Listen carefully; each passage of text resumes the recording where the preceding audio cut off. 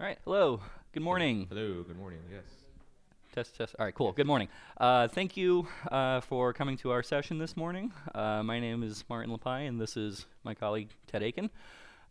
We are from the Classroom and Lab Support Department at Florida State University, a branch of the Office of Digital Learning and Academic Technologies, under the broader umbrella of Information Technology Services, which we'll get into all that in a minute. But But first, without further ado, here we go. a short story. This is our first time presenting, so bear with us. Neither of us have done public speaking in many years. We decided 3 years ago at Doggies, a very lovely local pub here, that it'd be good to share our knowledge, but what would we share? What do we know? Do we know enough? And as time got closer, this year we started running into budget issues. Are we going to be able to attend? Because budget cuts are coming everywhere. And we thought, hey, this might be a good year to actually go through with what we're talking about. Yeah. And here we are. So with that said, we do want to start with something a little bit interactive, and we'll get into why we're doing this in just a sec. If you will direct your attention to the QR code on the screen, you are presented with a question, or two questions rather. And to make this as broadly applicable as possible, you could choose to answer either question or both or neither or make something up. We will give you about 2 or 3 minutes to sort of do that. And I promise we'll sort of explain why we're asking this question, how we're going to approach that. So I'll give everybody just about 2-3 minutes to come up with something, and it doesn't have to be the last thing you did either. If your last job was a little bit humdrum, but 3 jobs ago you did underwater welding, and if you want to put that, by all means.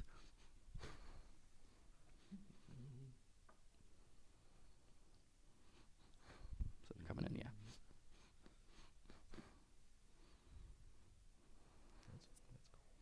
And get a quick head count. 1, 2, 3. There's a 15 character limit. Oh. Sorry. I'm not sure if I can change that now, but just abbreviate. Just, and then I lost my count. 17. And how many responses do we have? Okay.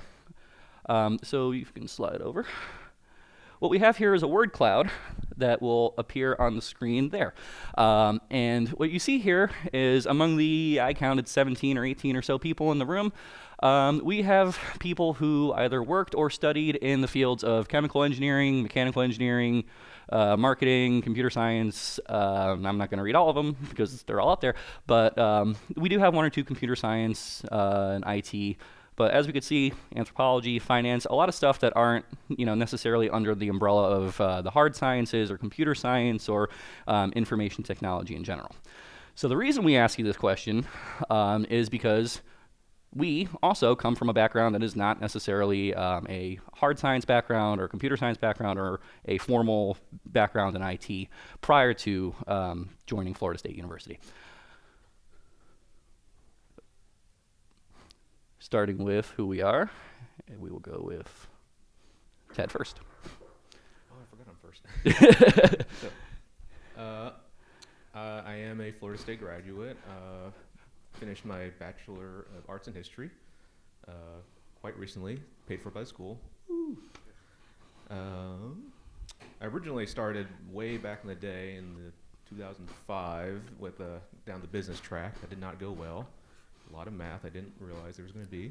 So I said, no, not for me, and eventually flunked out. Being in Florida, the lot of places to work. I worked at a certain place that was infested with rodents. Some of y'all may be familiar with it. I'm not going to say names. Did that for about 2 years before returning to Tallahassee. And then I went down an accounting specialist track. Hey, dealing with numbers, did not expect that. And after that, ended up back at Florida State doing what I am now, mostly. And I focus mostly on Windows devices. Martin focuses mostly on everything else. So that brings us to me. I've been working at FSU for 3 years. as of, I think, a week from now. And I graduated from not Florida State. I graduated from Southern Connecticut State University, about 5,000-ish people. I'm making that up, but a much smaller school in New Haven, Connecticut. Born and raised in Connecticut, grew up there, and I studied history after originally going for economics, which similarly kind of did not work out for me. Math, numbers, never really my thing. I tried web design in high school too. Call it, dyscalculia or whatever. I didn't see it as a problem at the time. I just took it as my, ticket to whatever the next thing was going to be that I was going to try. So I planned to teach history in grades 7 through 12, and I actually did. I did work as a middle school history teacher for 1 year, teaching grades 7 and 8, U.S. history and world geography in a school district in Connecticut. And it was a great year. It was very fulfilling. It just didn't work out for me because of a number of reasons. It was taxing on me in ways that I didn't quite expect going in. I liked history and was good at history in school. Maybe was not as prepared for the patience that was required, I think. And also graduating during COVID and everything, not to kind of hang on that and go back on that, but it was also sort of a weird time to enter that field and graduate with a degree in that field. So during my time studying to do that thing that I did not continue doing, I was also a Genius admin at the Apple Store in New Haven, Connecticut, which for those who don't know what that position specifically is, it sort of sits in between the repair service operations side of an Apple retail store and the back-end operations environment, as well as customer-facing stuff. So a lot of paperwork, a lot of shipping, but also keeping up with a lot of the training that the technicians and everybody are supposed to be doing, and maintaining those qualifications myself at the time. So using that previous experience, life has its way, and I found my way to Tallahassee, Florida in the summer of 2022, where I got a job where I'm currently an IT support specialist. At the time, I was TSA, technical support analyst, focused on Mac and Apple devices, both in our setups as well as our BYOD users. Furthermore, for who we are. Yes, our department was founded many years ago under a different name. We weren't even part of the IT umbrella yet, the Academic Computing and Networking Services Group. We actually still have signs around campus, even though that hasn't been that way for 15 years. So that's fun. We rebranded under a new initiative recently as Technology Enhanced Classroom Support, but it is commonly referred to just as Classroom Support, CS, CLS, lots of short names that people use to refer to us on campus. We are made up of two teams. There's our side with we support the computers, and we have our AV side, which supports projectors, audio systems, all that stuff. And this is what I was sort of getting at earlier. The Office of Digital Learning, Office of Distance Learning rebranded to the Office of Digital Learning following the COVID-19 pandemic, at which point we all kind of merged as part of an ongoing called a restructuring, call it a streamlining of the IT landscape at Florida State, which we'll touch on a little bit later. So now that very long title is now our official department name, and if we ever have a name tag, it would be that. We are the Oddlat Techs. Yes. Yeah. It's fun. We workshopped it in teams a little bit when they first. Okay. So when we introduce ourselves to other teams on campus, a lot of groups, the other IT groups, other even like departments, they tend to have the same reaction to who we are whenever we talk about our group, and it is usually this. Like, they don't know. They've never heard of us. We're just kind of there behind the scenes. They just assume that. But our stuff is all around. Yeah. Let's see. So as far as where we work, our campus, by the numbers as of last year, we have 381 buildings on our main campus, not all of which fall under us, but that is on 485.7 acres. I don't know what that is in square miles, I am sorry, or kilometers. 44,308 students from all 50 states and 135 countries, all represented at Florida State. 16,069 employees, which are 7,414 full-time and 8,665 part-time employees. Ted's favorite. Like many campuses, not enough parking spaces. Yes. Our department. Yep, sorry. Our department specifically, we manage 271 classrooms across 41 buildings. We have a total of 20 employees, 10 of our level techs, 6 AV techs, and 4 people in management. We have 4 offices spread around campus. Our main office, an east and west office. We work in the... Are we east or west? We are west. We are west. Yeah. And then AV has their own office separate from ours. Still not enough parking spaces, and they keep taking away parking. Yes. So The problem gets worse the further down the line you go. Here's a map. And there's our beautiful campus. We'll show you a few shots of it later. The buildings highlighted in red are the zone offices that we described. Sort of west, central, east, as you can see. Yep. It's fun. So just a few shots of our beautiful campus and sort of the things that we're known for. Known for Florida, snow now. Yes. Yeah, Florida is known for snow now. But as you can see, these are some of the buildings, too, where we have classrooms. So that is the criminology building up in the upper left. This is the Ruby Diamond Concert Hall Auditorium. That is a multiple-use space.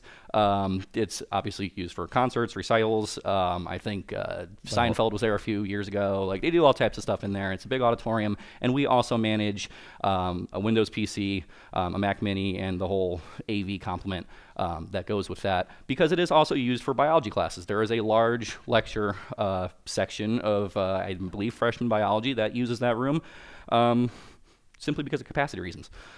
And that's the William Johnson building with the sort of giant glass interior structure, where we also manage, I believe, I want to say 5 or 6 rooms in that building. Yeah. It's our brand new student union, and that's our mascots. Chief Osceola and Renegade. Yeah. We're from Tallahassee, Florida. We have a population of 205,000 and an additional 70,000 in higher ed, comprised of 3 major schools, Florida State, FAMU, and Tallahassee State College. Tallahassee was originally Anhika to the Appalachian people. It was their capital as far back as 1500. Derived from the Muskogean language. Tallahassee means old fields. It's very fun. 1824 became the capital solely because it was a midpoint between 2 major settlements. No other reason. Frequently referenced in pop culture in shows such as Lost, The X-Files, The West Wing, and the movie Zombieland. And I believe as of 3 weeks ago, we were a question on Jeopardy. So. It is the highest city in Florida by elevation, 200 feet above sea level. We actually have hills, very exciting, and home to the strongest electromagnet on Earth at the National High Magnetic Field Laboratory. And we have the 3rd tallest Capitol building in the nation. It's also very weird. Yeah. Yeah. Yeah, that's just a few shots around town, just to give you an idea of where we come from. This is our 3rd year coming up to Penn State for this conference, and Florida State usually sends a decent-sized number of people in this room. I see among the audience at least 4 or 5 familiar faces. I think they send 10 to 15 of us every year up here. Yeah. So there's, feel free to say hi. There's others of us floating around in other sessions right now. So how we work on that beautiful campus in all those rooms. We are available from set hours, 7:30 to 9:30 a.m. Monday through Friday. We are available for to contact to report an issue or get in contact with us via desktop shortcut placed on all of our instructor computers, both Mac and PC. We are reachable by email. The desktop shortcut itself redirects to a form that feeds into Salesforce. There is an entire, My FSU Service Center. I'm sure other, higher ed institutions have a similar sort of thing. It files a ticket, and then gets routed to the appropriate group or department on campus. We communicate through Teams, and as of recently have started to open up the Salesforce point of contacts to Teams, as well as integrating the Zoom phone into Teams and kind of migrating off of our VoIP landline setup and spending more time on our screen. And we're feeling really personable. You can even walk in and say hi. Yeah. So I'm a Mac, he's a PC. Here's what we have. For instructor setups, which we have pictures of, we have 9 iMacs across campus and 22 Mac Minis. For student setups, these are most often in rooms utilized by the math department, actually, and I'll get to why.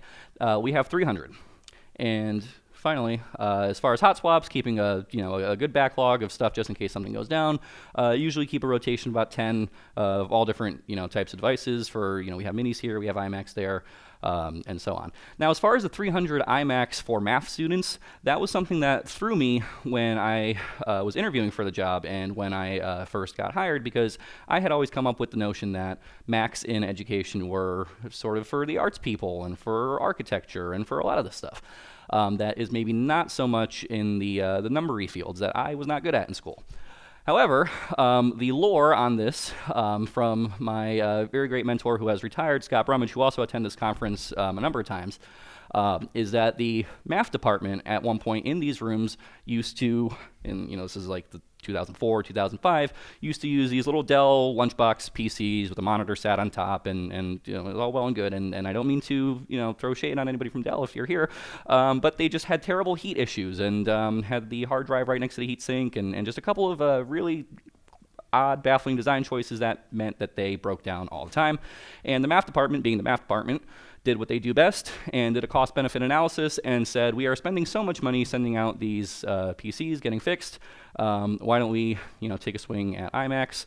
And they have stayed that way ever since. Now, we are looking to maybe in the future transition those to Mac Minis, do a backpack-style setup. The furniture for these rooms has come a long way. You now have desks that have like a toaster slot for your monitor to come up. It's really cool. So we're always collaborating with other departments on campus, trying to get a peek at their furniture and their setups and see what we could do. We are at the end of the day still primarily a PC-based group, which is why we have 262 Dell Optiplex towers that we use for instructor consoles. Students, we have 232 additional towers. We still keep a few hot swaps, not nearly as many, because we tend to not have them go down as frequently as we used to. But we always have a reserve of 50 that are just ready to go, because being Florida, we have lots of storms, now tornadoes, everything. Even building fires. Just anything that can happen. Yep. So we want to be able to set up a remote room anywhere on campus. They say, hey, okay, we need to set up something else. Can you do it? And we have that ready for them. Both ecosystems operate on a 5-year refresh cycle. And that's largely down due to the extended warranties, the AppleCare for Education that's available, and the comparable product on the Dell side. So as far as what we do on the day-to-day, support technology in general purpose classrooms, as we've kind of been harping on. But we also program class schedules, special events, swipe access using Secure 9000. It's a door access control program. We work closely with the public safety department on campus to get schedules for all those events, program them in, provide the appropriate clearances for different users, and so on. Issue tracking and case management. We do have, like I said before, we have our Salesforce tickets, but we also go around, and we'll talk about this more, we do go around and try to do weekly checks of the systems, and we keep a tab of what tickets are still open, what's still going on, what needs AV intervention, what maybe needs facilities intervention, what needs escalation elsewhere, and then as we realize if something has stayed open longer than we would like it to, we can go back and have a paper trail on that. Interface with other academic departments. Like I said, I was given the whole spiel about the math department and the iMacs, and we gave the slide about how we can be contacted on campus. We really like to make ourselves a familiar, trusted face on campus, so a lot of the times, although we would prefer for our users to reach out to us via the established means of communication that we've described, every now and again I'll get an email from, Dr. Math Professor, hey Martin, computer number blah blah blah is doing this. And does it cause a little bit of email clutter sometimes? Sure. But it's good to establish yourself as that resource on campus, especially with all those rooms and all those computers. And then we help other IT groups test campus-wide solutions. So we were one of the first groups that on our campus that widely deployed Intune onto our Windows setups, and went through all those troubles and fun and everything involved. And we've also helped test certain fixes with CrowdStrike. We've tested other things that have gone into deployment in other installations, other situations on campus. Some of those may or may not actually be applicable to our environments, being classrooms, but we just have so many machines, and we have so many hot swaps, and we have testers that we can use to sort of make ourselves an ally of those other IT departments on campus. And of course, mentor and train new team members. We are at a full staff right now. We get interns in both major academic semesters, fall and spring, and we, do sort of a standard shadowing, reverse shadowing sort of arrangement with them, making sure that they learn the campus, learn all the protocols, regarding the swipe access, the relevant public safety stuff, don't hit anybody with your golf cart, so on and so forth, but also teaching them how, our specific processes work, how our deployments work, how our, basic troubleshooting, common issues with the users encounter, and so on and so forth. And now, typical classroom. So our classroom, this is our setup. We have our general setup in every room. Pretty straightforward system. We have a presentation system, the control processor, a digital graphics engine that controls all the touch panel interfaces, an AV switcher so they can switch between the computer, Blu-ray player, document camera, or their own device. All rooms come with a mic, whether it's a lapel, a handheld, or a what do you call it, Death Stars? The Vadio overhead mics, like an overhead room mic. The touch panel interface, Windows PC is standard with the few exceptions of our math labs. We also have cameras in the room. That was a widespread implementation of COVID for synchronous and asynchronous teaching. And a wireless streaming pod in the form of either an AirMedia device or a Solstice pod, so they can just connect with their whatever wirelessly, iPad usually. Mostly, yeah. iPad, Surface. Very few Android devices. There's a few still. Yeah. Now, for the larger lecture halls, a lot of it's the same. Crestron presentation system, Crestron DGE graphics engine, different models between the two, but in terms of what it does, where it stands in the system, it's about the same. An AV switcher, a larger quad mic receiver, because larger room needs more microphones, sound does funnier things in larger rooms, feedback ferrets, equalizers, more. Touch panel interface again, and the other place where it differs is the Mac Mini. In addition to the Windows PC. Reason for that being, these larger lecture halls often host visiting speakers from other universities, from other departments, maybe faculty who don't necessarily teach all the time but are giving a talk to a large group. And we find that a lot of those individuals in their office life and their personal life tend to be Mac users.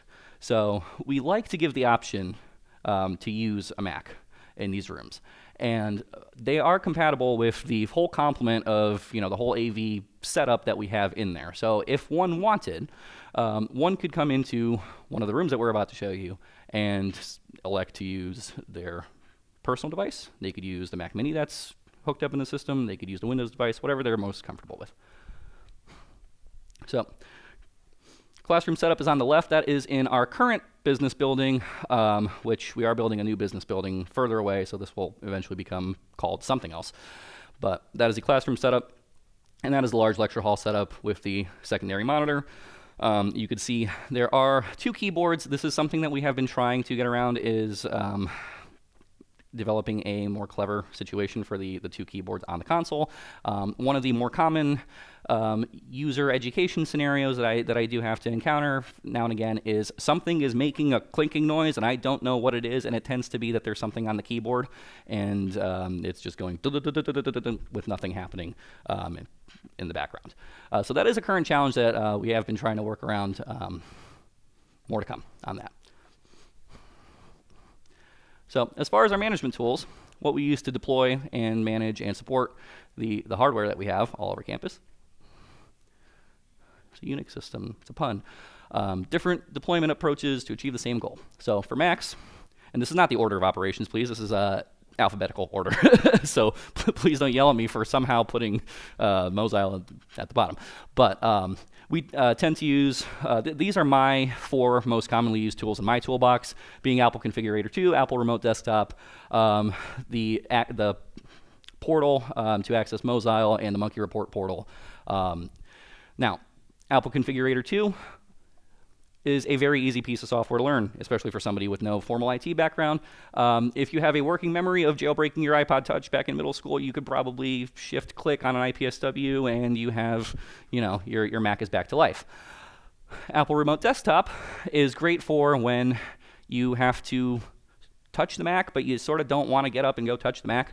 I tend to use it for issuing certain shell commands, specifically related to certain issues and software update stuff that we'll talk about a little bit later. The actual deployment lifecycle, right? We purchase our machines, our Macs, through the volume purchase program. We pull up that order in Apple School Manager. We point them to our campus Mozile, and at that point assign them the device group within Mozile. Mozile gives them Monkey. Monkey gives them the packages that are in the appropriate manifest for that machine. And we work very closely with our computing and technology support division of ITS. Did I get that right? Yeah. To handle that deployment and get everything where it needs to be. And on the Windows side, again, alphabetical order, not deployment order. In our department, we primarily currently use Microsoft Deployment Toolkit. We have a small server box we use to image all of our computers. We use Landsweeper more recently to manage all of them and check on them and send out updates to them. We do all of our other support with Beyond Trust. Was it privilege access management? Yep. And remote in, help anybody out, especially if they have issues that we can hopefully resolve, not having to visit the room itself. And then most recently, we have been switching to Intune. We have about 150 computers on Intune now, and for the students, we haven't moved any instructor computers over to that yet, only because it is still a work in progress.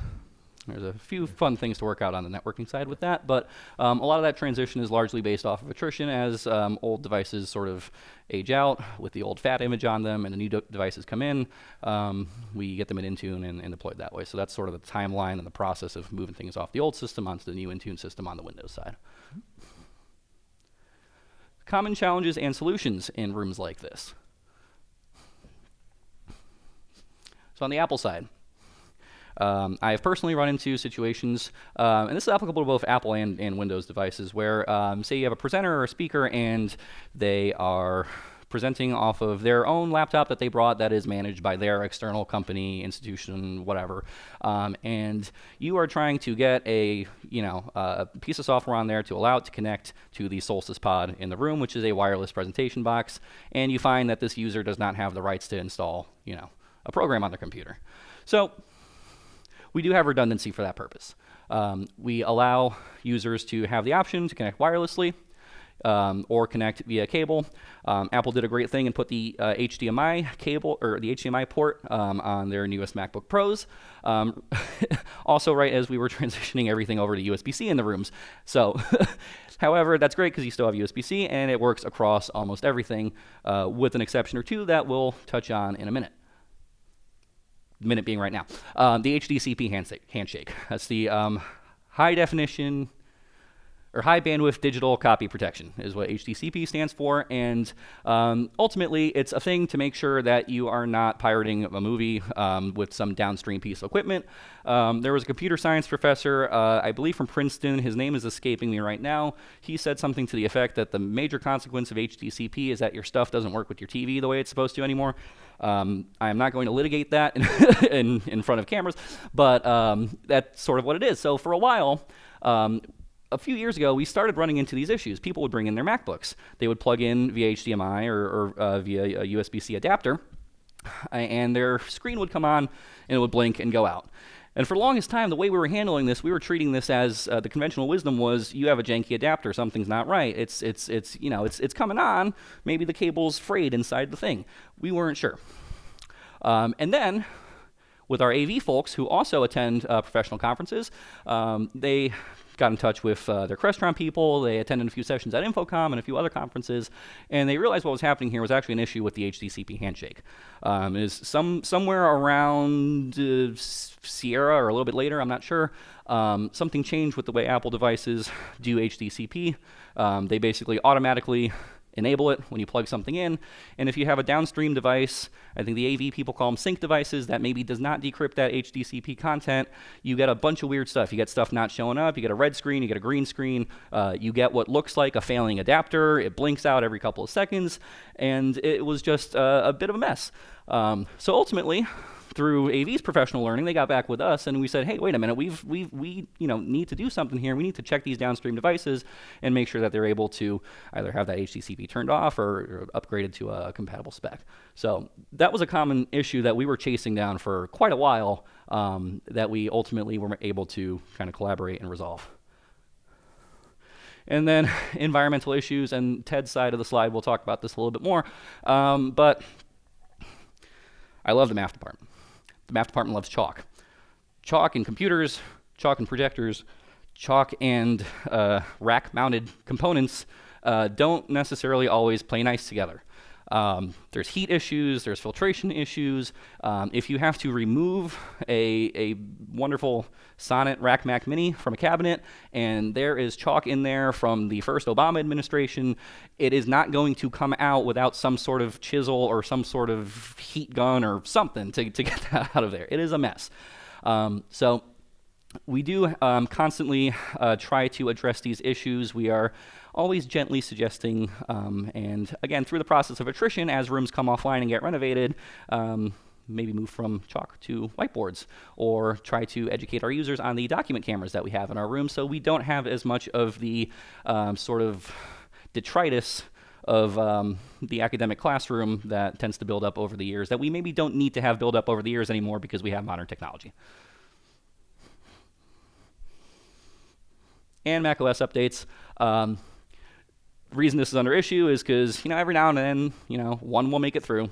You don't know how that one did it, but, math department calls Monday morning and says, hey, this one's blue, and the rest of them are green. Why is this one blue and I can't log in? Well, that one made it through somehow. My apologies, ma'am. And we're going to go and quickly flash the correct IPSW on it with Apple Configurator 2, get it back into Monkey, back into Mozile, everything, and by the next class should be up and running. Now, that's sort of what happens sometimes. One makes it through. Every now and again, an update goes wrong. It might have installed correctly as you were doing it, as you check back up on it after the install, and then you get in the next day and it's in macOS recovery and said that there is an issue on that partition and you got to start all over again. So we address those issues with our common frequent checks of these systems. Every morning there's a check that we do on the basically on Apple Remote Desktop, just see who's pinging in. If somebody's not pinging in, we'll check in Monkey, see is it maybe just Apple Remote Desktop being an older piece of software and not picking it up right, and then proceed from there as the situation requires. Oh, and student login problems. So tends to be tied to macOS updates. If there's an update that sort of clears our custom login window and we have to issue a few Unix commands to reset the off changer, we try to get ahead of that. Every now and again, it does not happen on the first boot after the update, and it happens on the second boot after the update, and it's one of those calls that we just quickly have to resolve via Apple Remote Desktop, issue the correct Unix command, and the issue is usually resolved within 15 seconds plus or minus the time it takes for the Mac to reboot. The other issue is students often change their password, especially in the first week of the semester, and then forget their password, and then we maybe have to delete and recreate user account on the machine, so on. And non-Apple devices. Since COVID, everyone has been very keen to record their lectures. Our primary program that we use is Kaltura Classroom. More people have been switching just to using Zoom or built-in Canvas tools. That is one of the most common issues run into. They'll have issues whether the video is not capturing, audio is not capturing, so they will call us to assist with that. Classroom access, of course. My card wasn't programmed correctly. The door didn't unlock on the correct schedule. Calling for rooms that aren't ours, or rooms that don't especially exist. rooms that aren't ours, rooms that don't exist. They'll swear they're in one room when they're actually not in that room.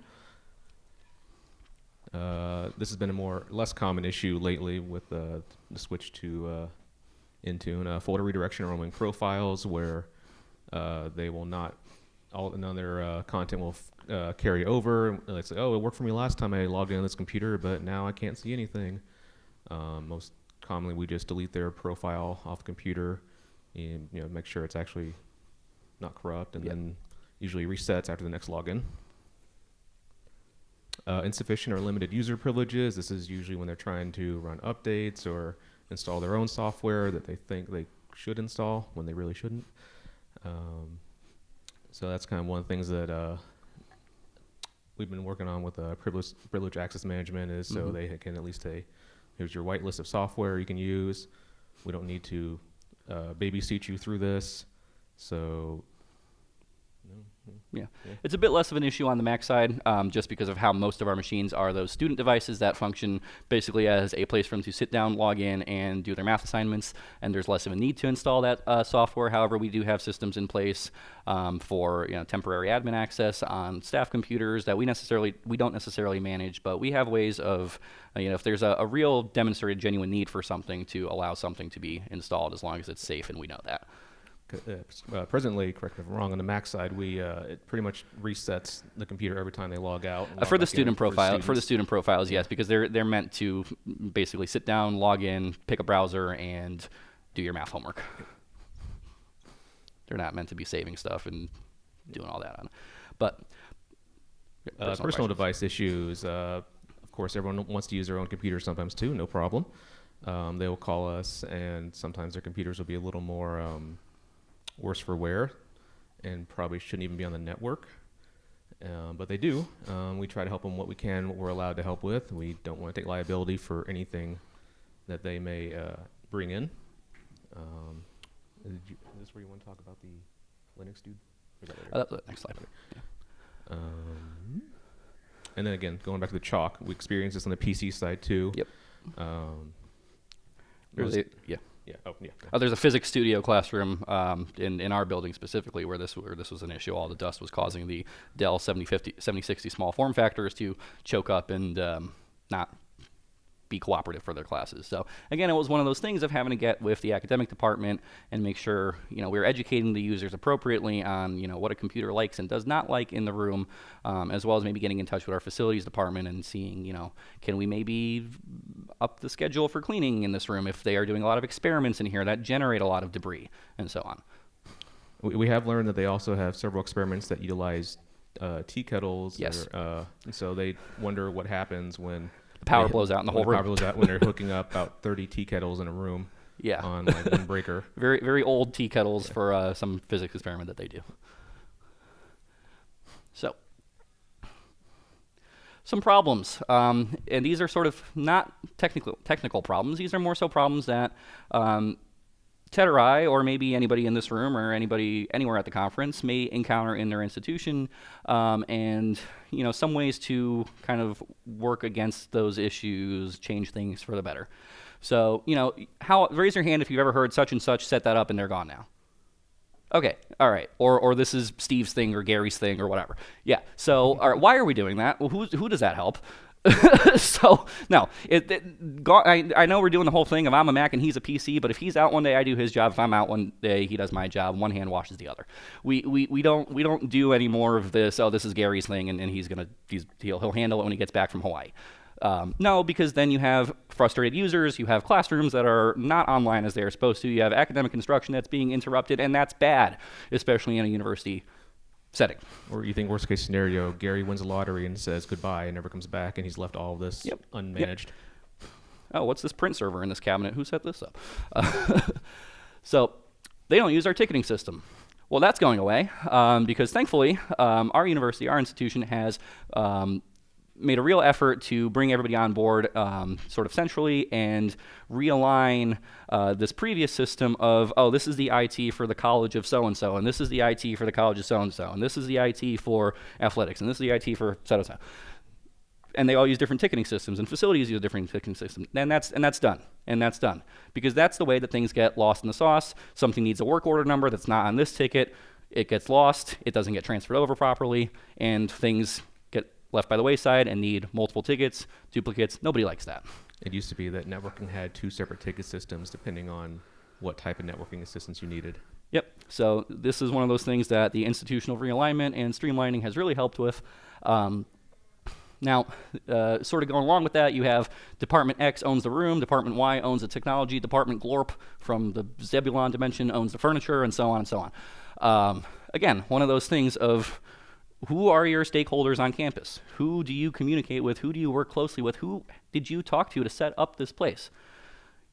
Maybe, I'm not in a position to talk about budgets, but maybe talk about collaborating a little bit closely on getting every component of that room updated, or maybe bringing it all under one specific sort of management environment. So we could say that this room belongs to such department, or this room belongs to us, and we can make things as they should be without all the, disjointed components of the fun parts of ownership in a public university.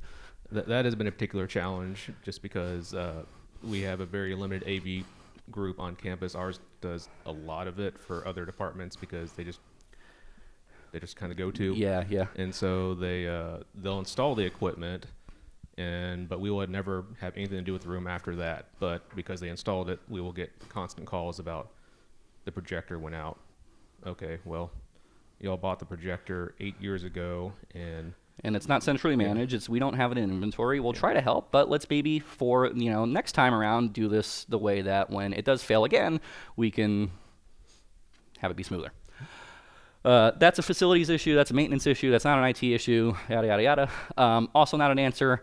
When we put in a facilities ticket, or if someone calls us and says the lights in the room don't work, the air conditioning doesn't work, the blinds don't roll down, so on and so forth, it is not good customer service to go and tell them, okay, you need to call the facilities service desk, and that's this number, and they're going to put you on hold, and this and that, and this and that.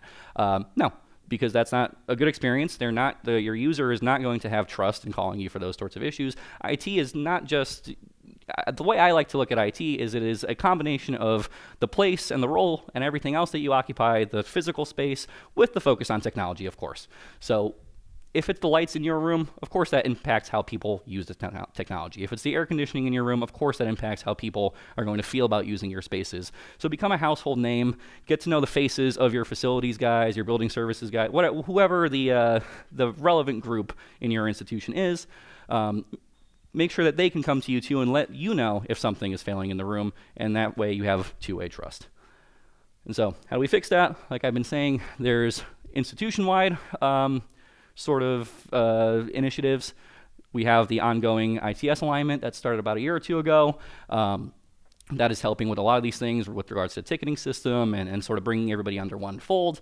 And also not being too afraid to change. Sometimes somebody will say that's the way it's always been, or that's the way we've done it forever, or that's the way such and such does it. And sometimes you have to ask, so, is there a better way? Should we be thinking about doing this a better way? Should we, maybe not be perpetuating some of the stuff that worked a few years ago, but there's better ways to do it now. So never be afraid to change. Our department is incredibly guilty of that. But we are working. Our MDT server sits on an old Dell 9010 box from...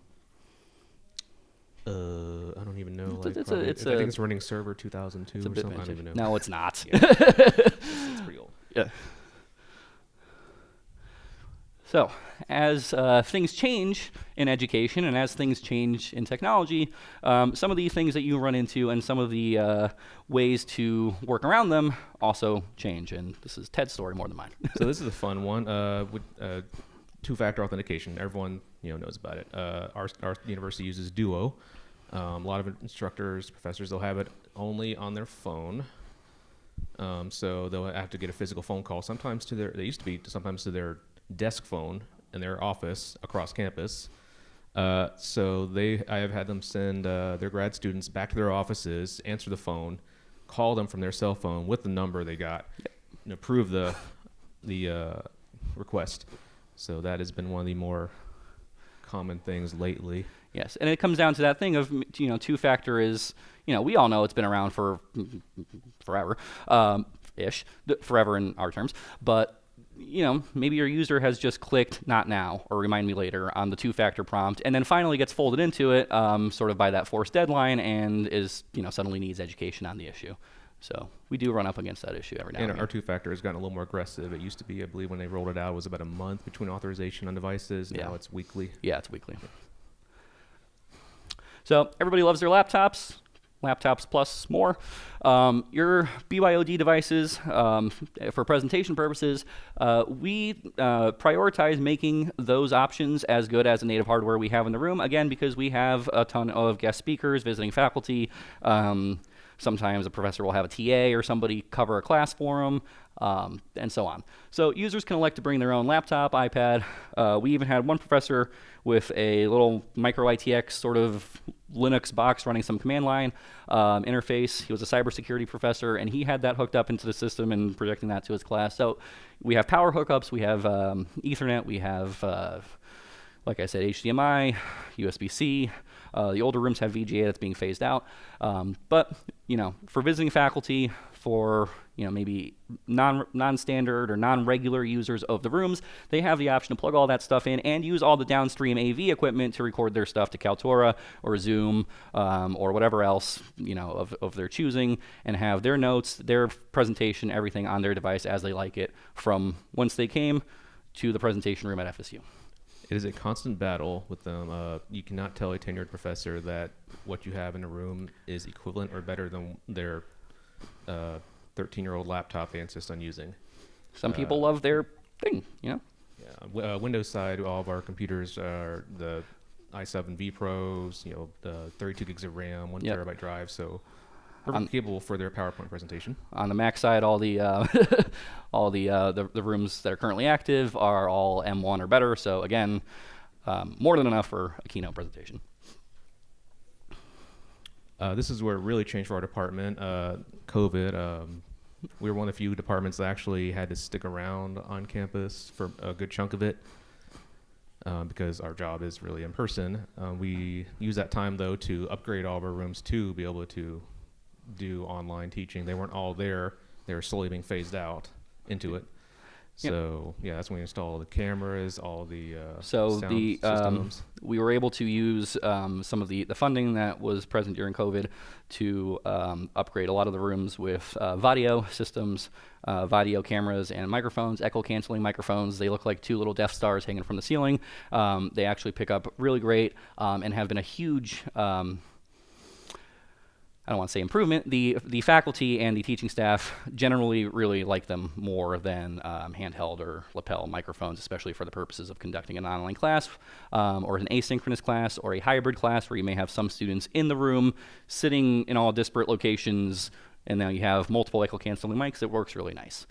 Great for answering questions. Yeah. Don't have to worry about batteries and nothing. Just one extra step just removed from this equation. One less thing to go wrong.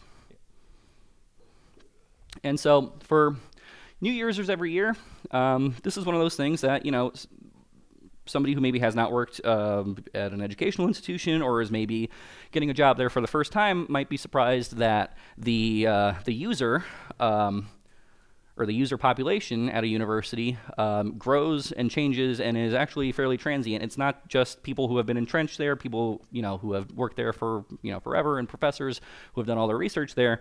You have tons of international students, TAs, everybody coming on all different times of the year. Generally in the summer we get a huge wave of TAs that teach summer courses. And we like to get ahead of a lot of the issues that we talked about here by being proactive with our user education and our training. So we not only like to educate them on these specific systems, we also sort of generally like to educate them on their IT hygiene, general best practices with IT, with plugging in stuff into your computer and maybe rooms that you haven't been. How do we get that information? For who needs that information? we make lists, and that doesn't have to be hard. We can actually pull all the information from the university registrar database in Salesforce, and then just run a quick delta and see who's new. And hey, hello, welcome to Florida State University. Thank you for teaching in our classrooms this year. We would like to offer you the opportunity to visit a training session and get familiarized on all the stuff in the room. And those system trainings, those refreshers on how to use the equipment, those are good for professors that have maybe been at the university for a much longer time. Maybe they've been on sabbatical, or maybe they've been teaching internationally, or maybe they are coming from a room that was managed under a different group at some point and has been folded in, or has generally transitioned to a system more like ours. Those refreshers never hurt. They don't especially, like change. Sorry? They don't like change. Yes, but you definitely, in front of your students, want to have everything go smoothly, right? That leads us to our next point. Yes. So, and a lot of this comes down to, like I said, user education. And, maybe if we do catch up to some of these people, we'll start with the first thing that I said was, IT hygiene, proactivity. Let's check our emails and make sure we're seeing the email saying that, hey, you can come find out all about what we do in our rooms and everything. So we maybe don't have to get a few of these, but they're fun regardless. So, can you unlock the tennis courts? No, we cannot unlock the tennis courts. I know I just talked about eliminating siloing and all that stuff. Big asterisk on public safety related stuff. I cannot open a room for you that does not belong to you. So, I'm sorry, or does not belong to me. So, can you unlock the tennis courts? No, this is classroom support. I'm sorry. But, no, this is Patrick, sort of thing. Control-Alt-Delete conundrums. This is something that, as a former teacher, my brain went straight to the concept of scaffolding. Does anyone in here has heard that in like an education context, scaffolding? Basically what it is you have a building block, right? Your student has a building block, and they need to use that building block along with your support as an instructor to take that building block and continue building that structure of knowledge of whatever the topic at hand happens to be. And so I look at this, and one half of my brain says, what do you mean you can't Control-Alt-Delete? The other half of my brain says, wait a minute. This is an experienced computer user that has simply not used a Windows computer that requires you to hit the Control-Alt-Delete. That is just going back to their Mac brain and saying delete is the backspace button, right? And so with something like this, we like to take this as an opportunity to be like, well, okay, we can educate you on the Windows system in the room. Are you aware that you can use the system that you're most comfortable with, that you're most familiar with, either the one we have in place already for you, or the one that you bring from home or bring from your office? So it's easy to get some of these and be like, what was this person thinking? But then, you just have to realize what their building block is, what their foundation is, and that is that, the keyboards are just marked differently on Apple and Windows devices. Ooh, this is a recent one. I don't know how to fix this one. Yeah. So because we currently use very classic old-style analog clocks in all of our rooms, we have to change them twice a year for daylight savings, in addition to regular battery changes. But we are considering moving away from that, as some of them are way out of reach of us, like the one behind us. It is very high on the wall. We're considering moving to digital atomic clocks just because lower maintenance, automatic syncing, less work on everybody's part. But we've had kickback on this already, saying digital clocks are not as aesthetically pleasing. So it's just one of those things, change happens, and we all have to move with it. And like I said, IT, for me at least, is, not just the computer and the projector in the room, but it is a combination of the space, the person, the purpose, and with the, the heavy lean on the technology, a clock being a piece of technology. So, it's just one of those moving with the time sort of things. We also have to remind ourselves that not all the students know how to read an analog clock anymore. Yes. Just like cursive, their skills, they just are not. I don't know, they're not it's just, the digital clocks have been ubiquitous for however many years now, and just one of those things. This one, we would love to say yes, but again, it's a public safety issue. We are not responsible for letting people into offices because, when stuff can happen, so it's one of those things where what we can do is we can educate them on who the correct person to contact is. Is it maybe somebody in public safety? Is it maybe somebody in their department that has the sort of the right or the mandate to be able to unlock that door for them? Or even building services. Yeah. This is a good one.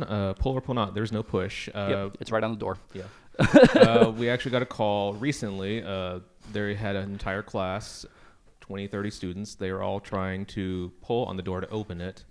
In this particular classroom, it is a push system. Yeah. They kept trying to put, and they said, we swear it's not working right. And I believe one of our techs went over there and said, Yep. and they were in. So, again, got to be proactive, right? Yeah. Someone spilled their jerry can on the carpet. I didn't take that call. I believe they're an international student. They rode a scooter, a actual traditional scooter, to campus. But I guess that day they decided to bring their gas can with them. And they brought it into the classroom, and somehow they managed to spill it, create a whole environmental hazard. Yep, and there's a whole separate team of people for that that have to come in and clean that up. So, yeah, that was a fun one. And this was one that just came in, no context, no nothing, no anything. There's an insect in the lens. Well, I'm looking around this room and I see a few lenses. If we go back to the picture of the rooms that we have 2 document cameras and 2. All right, what lens are we talking about? So it again, one of those things of we'll meet with this person, we'll follow up about their ticket, and then we'll maybe just again offer a session to maybe show them how to fill out our ticket form, or maybe provide the correct information beyond just that there is an insect in the lens. I'm turning on every which projector trying to find the bug. Turns out it's in a camera. So. And this one just stung. This was just a user education thing. It was the first day after Christmas break, and so sometimes you get the sharper end, but sometimes you get some of the fun stuff too. And a lot of the faculty are actually really warm and really appreciative of our efforts, and sometimes even go to efforts to entertain us and make us feel welcome in their classroom while we're fixing an issue in there. My most memorable example of that is I one time responded to a projector issue in an early childhood development class, and for whatever inexplicable reason, everybody in the class started juggling. I don't know how it relates to early childhood development. Remember, I did secondary, 7 through 12. We skipped the juggling stuff. So, it was fun. And it's just one of those things of working at a university. You do get to see all the cool things going on in the classrooms, whether it's juggling, whether it's the faculty member that works at that National Magnetic Field Laboratory using the room right next to our office to teach his undergrads. It's always cool to see what people are actually accomplishing at Florida State with the technology that we provide to them. But that being said, there will be those that believe that even though the university is officially closed for business, that we should be there, in our, charging cabinets, doing something for them. Just power up at 7:30 every morning. And then between the tickets, what we do in the summer, because there are classes in the summer, but not as many. And there's construction projects in the summer, there's renovations in the summer, there's a whole bunch of things that happen. I mean, look, there's construction all around here at Penn State. Just like that, we are also having a ton of construction at Florida State. So maybe the classroom, attendance load is a little bit lighter this time of year. So what do? How do we keep sharp? How do we keep our department, running smoothly? How do we keep the technology running smoothly? One of the things we do is we attend conferences like this. Like we said, this is our 3rd year coming here, 1st year presenting. So, it's been a really great opportunity for maybe somebody like me that doesn't have a formal although I am not taking classes, I do not have a formal background in IT, to come and learn what some of the great things that people are doing elsewhere in the Mac world, in higher education and in business, are doing, and how I can maybe take some of those skills, some of those concepts, and apply them to our job at FSU. Infocom's another one for the AV folks. It's also a very good time for equipment upgrades and room renovations. We're actually redoing about 8 rooms this summer, entirely from floor to ceiling. Yep. We order about 100 to 200 computers every summer and install those because, again, we approach that 5-year life cycle. Hopefully this is the year we get rid of all the M1s. Yeah. We'll be on M4. Full system checks, like I said earlier, performed weekly. We go in, try to find a gap in the classes, which is easier during summer, a little harder during the fall, to just go in and check what is a user likely to use. What do I know people are using in here? And the answer is, well, I know it's a math class and people are probably doing this, but what if we have somebody else and they're using something else? Test everything. So test the projectors, test the cameras, make sure the sound's working. One of the things that was sort of hampering our approach to troubleshooting some of those BYOD HDCP issues that I mentioned earlier was that a lot of our sort of floater laptops that the department gave out, despite the fact that we manage a ton of Macs, most of them were Windows devices, and our Office or management Macs that we use to manage all the Macs were more so desktops.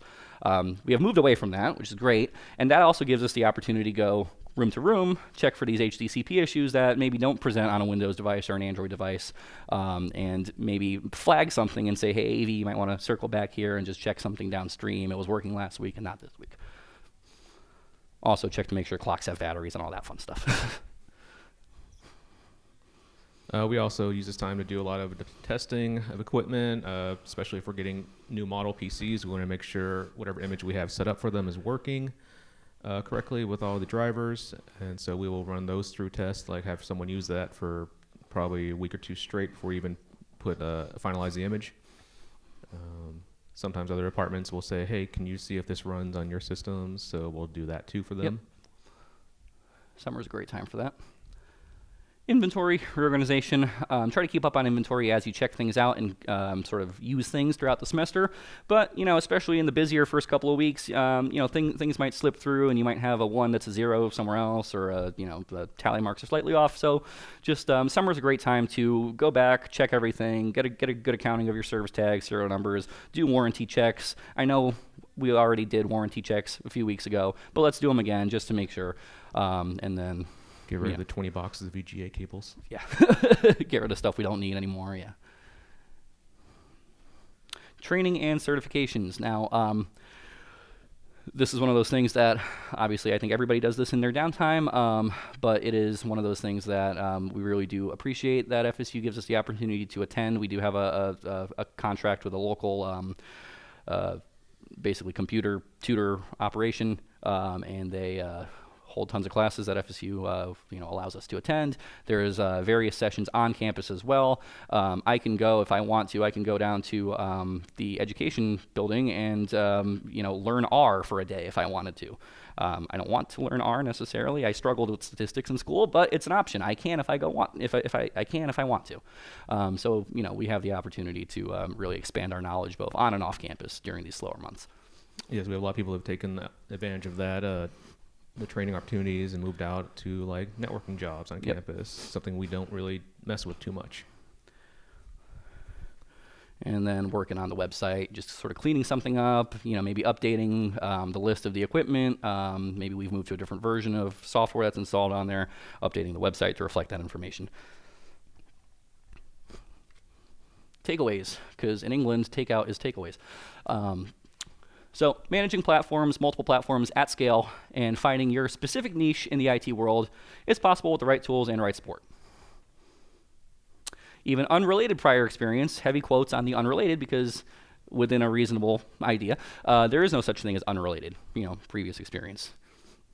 Some asterisks on that probably, but for the most part, everybody brings something to the table from a previous job that they know how to do well. May not necessarily be a hard IT skill, but they know what their instructor is going to anticipate, or they can anticipate what their instructor wants, or they can, sort of put themselves in the mind of a user, put themselves in the mind of a teacher, relate the, specific problem at hand to a specific problem that was solved at another place of work or in their, in their schooling. Establish relationships with stakeholders across the institution. We all, are, not all, I'm speaking for myself, but a bit of an introvert, but, break out of your shell, go find the people around the building who maybe aren't necessarily your department or your, side-by-side, parallel colleagues, but get to know them.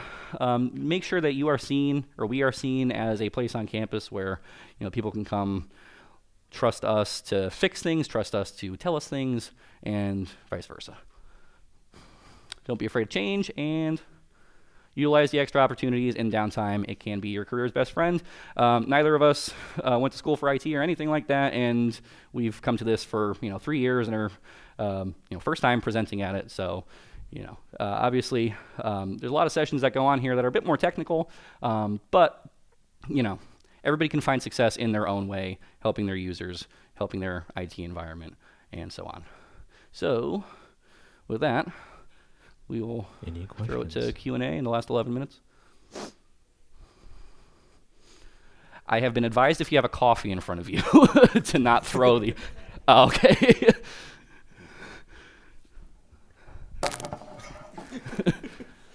Okay. Hi, I'm Brooke. I always felt a bit of a kindred spirit with you guys because I'm from the much smaller FSU, Frostburg State University. Oh, okay, cool. I accidentally requested access to your guys' Confluence database one time. If you guys are hiring, get back to me. Anyway, so I have two questions. Mm-hmm. So I saw on one of your slides you said you had around 300 Mac devices, like in between classrooms and labs. Yeah. Like what are your numbers as far as staff goes, or are those all BYOD in your environment? So staff devices are generally handled, so we handle classroom computers and classroom technology. A staff device, are you asking about the student devices and those student iMacs, or are you asking about the presenter devices? Presenter, yeah. Okay, so we have our own, we have our PC, we have our Mac Mini in some rooms, and we have the BYOD set up. If a user within FSU has an institutionally owned or managed Mac, it is not one of the classroom lab support devices. It is most likely provisioned through the computing technical support side of things and then sort of distributed to the correct department. However, because it is an FSU device, we can collaborate very quickly on what may be going on with that. Okay. If there's an issue with it. And my second question, it might be for more of them than, I was going to ask what your like password syncing or credential syncing solution was, like Xcreds. Oh, sorry. Yes, we are moving to Xcreds. Yeah, Xcreds is in progress. To date, it has been Nomad No Load, which is getting a bit long in the tooth, but still works. And it does contribute to some of those minor login issues that I mentioned, but none of them can't be resolved, without. Or they can all be resolved pretty quickly, but Xcreds is the next step. Xcreds is what we're moving to. Okay, thank you. Yeah. Behind you. Behind you. Oh, yeah, Behind you. My name is Ming from New York University, NYU. I have two questions. One is, how do you manage software updates and patch installation? My second question is, how do you work with other endpoint support team, for example, for staff and faculty? And then do you have a baseline, like a security baseline for classroom computers? Or so basically open everything on the classroom computer while you have more strict security baseline on computer for staff and the faculty? So the staff and faculty, so everything, the FSU baseline for security is CrowdStrike. So we use CrowdStrike as the sensor. As far as the definitions for the different threats and everything, I believe that is the same across all the device groups on campus. If someone in the audience thinks I'm wrong, they can correct me. So that's as far as the security. The updates and patch management, the software updates on the Mac side, those updates are delivered through Monkey. Like I said, we work very closely with our CTS team to they help package that software, and then it's then delivered by a Monkey. On the Windows side, it's a combination of SCCM, and Ted, if you want to chime in more as to what There's a lot of manual updates on the Windows side right now, but we should be moving away from that with Intune. But do you schedule that, for example, once a month, or do you have specific time to do that after business hours? So the Windows stuff is scheduled. It only takes place during quiet hours. It does not interrupt users, during the hours where they may be using the system. So there's no shot that somebody would be using the system in the room and it would shut down for an update or something like that on the Windows side. As far as the Mac side, they mostly come automatically for things through Monkey, Google Chrome, and all that. Every now and again, there's the specific update that requires you to go into Monkey and manually update it by the certain date. And if it's one of those, just try to find a time before the deadline where I know that room is going to be unoccupied and I can touch those computers and get that one specific package installed if need be. OS updates, on the other hand, those are also one of the downtime things that maybe could have possibly put up there. So moving from Sequoia to have it backwards. So Sequoia to Sonoma, right, is one of those things that would take place during the summer because it is a bit more involved. People maybe aren't using the rooms as much, and we don't want to have a full room of 30 computers down for, in a perfect world, software update takes 25 minutes. In a less than perfect world, things break after a software update, so you need time to figure that out. So we utilize those opportunities when rooms are down or when we know scheduling allows for Like I said, we work closely with the registrar. We know what the schedules, public safety, everybody. We know when the rooms can have us go in there and rip things out and do stuff.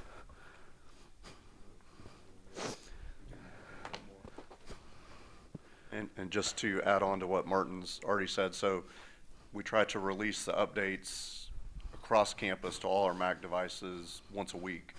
And so we do that on Monday evenings. Yeah. That's been the standard time that we've always done it. And I usually release them around 7:30. And you might think, well, that's sort of a strange time. Why do you do that? Well, that happens to be usually when the last math class has taken place. Yep. So we're not going to impact any of those students that are taking a math test or something on campus. I also have most of the Macs that are hooked into wall power set Yep. to power on at 6:30 on Monday evenings. So if a user went home for the evening and they shut down their desktop Mac or they have their Mac laptop plugged into wall power, then and the lid is open or screen is open on it, then it should power itself back on. And so we try to make use of our network when a lot of the people aren't there. So we don't have as much stuff going across the network at that time with just regular people using it Yep. and things like that. And then I also try to stage the Mac OS updates, the major updates in our Monkey environment. And then I can also set those to cache. So it will download the major Mac OS update to the machine and cache it locally on the hard drive. And then the user can then install the update. It's a little more difficult when you have a classroom situation and there's not a human sitting in front of the keyboard or the computer. Yeah. So the power scheduling options do help us a lot. The control panel for Energy Saver, I don't believe is in the system settings anymore, but the the shell commands for scheduling all that stuff still work. So. Was there a question over there? Oh. Did you say what device you use for your podiums? Like, are you using a Crestron device Yep. to switch between? It's all Crestron. I think the one room that had AMX stuff in it got updated last summer, so that was the last room without Crestron stuff. So Are you yeah, it's happy- all. Sorry. Are you happy with it? And again, this is, I don't know where everybody works, but we've been happier with it since we moved the Solstices off and got the Air Medias, which are our first party product, and those have worked a lot better. The AV guys, they run into issues when they maybe order something and it doesn't work, and that's maybe down to the supplier, because you can't buy directly from Crestron, it's through somebody. So they do run into those issues, but as far as when we get one and everything's working fine out of the box, they've been happy with the performance. I've been happy with the performance. We moved away from AMX to go to Crestron, so and then again that's part of AMX just isn't around like that anymore. But box up here. Somebody want to throw it? Go through it. I guess just a comment about the digital clocks. Yeah. Two comments. One, you can have analog clocks that are digitally driven that can update. Yeah, that's centrally. true. That's true. Yeah. I do like analog clocks better than digitals, but you can one comeback you can have to those professors or whomever is complaining against the switch is a lot of the younger students now don't know how to read analog Yeah, clocks. that's we were just talking about this before. Yeah, I was telling him how the teacher had the big yellow clock with the blue hands and everything, but it's one of those things. Times are changing. Anybody else? 2 minutes left. Going once. Go, Rosie. I just have a compliment for you guys. Oh. You guys did phenomenal. Oh, thank you. Thank you. Alrighty. I think that yeah.